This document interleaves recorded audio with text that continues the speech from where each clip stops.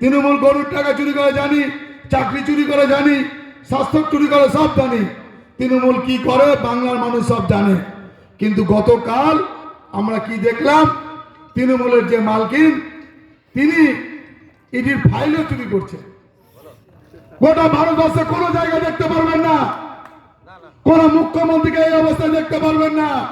কিন্তু আমাদের কি দুর্ভাগ্য না সৌভাগ্য জানি না, মমতাদির আমলে আমরা পশ্চিমবাংলায় অনেক কিছু দেখতে পাচ্ছি, এবং যেগুলো দেখেন আমাদের সৌভাগ্য তৃণমূলের আমলে হয়েছে এমন কোনো জায়গা নাই। শিক্ষা দেখুন, স্বাস্থ্য দেখুন, দিদির বড় বড় হাসপাতাল, নীল সাদা রং করা স্বাস্থ্য, আমাদের মুর্শিদাবাদ মেডিকেল কলেজ যে দেখুন কি পরিস্থিতি, এক একটা বেডে 3টে করে পেশেন্ট, আর ঠান্ডার দিনে যাবেন মেঝেতে শুতে হবে, কোনো বেড নাই।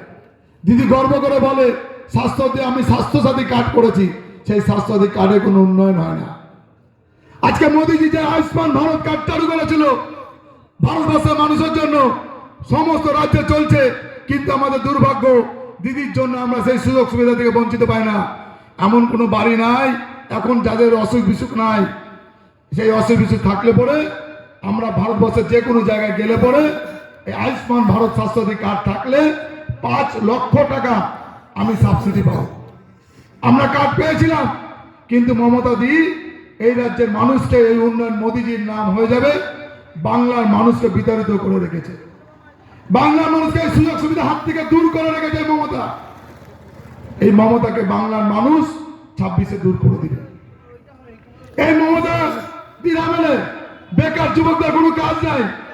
আপনি দেখুন যারা আছে পড়াশোনা করেছে, শিক্ষক, ডাক্তার, মাস্টার, উকিল, প্রত্যেকে যারা শিক্ষিত সমাজ আজকে রাস্তায় বসে তারা ধর্ণা করছে, আর যারা অশিক্ষিত তৃণমূল তোলাবাজি ঘুষ দিয়ে চাকরি করছে তারা অফিসে বসে সরকারি ফাইলের খাতায় পায়ের উপর পা তুলে মাস গেলে মাইনা নিচ্ছে। কি বিচিত্র না? যাদের যোগ্যতা ছিল তারা রাস্তায়, আর যারা অযোগ্য তারা আজকে সরকারি দপ্তরে চাকরি করছে। এই তো পরিস্থিতি বাংলা। আপনি ছেলে মেয়েদেরকে পড়াশোনা করে কি করবেন?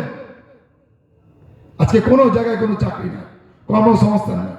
এইখানকার এই এলাকার এই রাজ্যের মানুষ আজকে অন্য অন্য রাজ্যে যাচ্ছে কাজ করতে। আজকে ছেলে মেয়েকে মানুষ করছে বাপ মা, যে ছেলে মেয়ে বড় হলে আমার যখন বয়স হবে সেই ছেলে মেয়ে আমাকে দেখবে।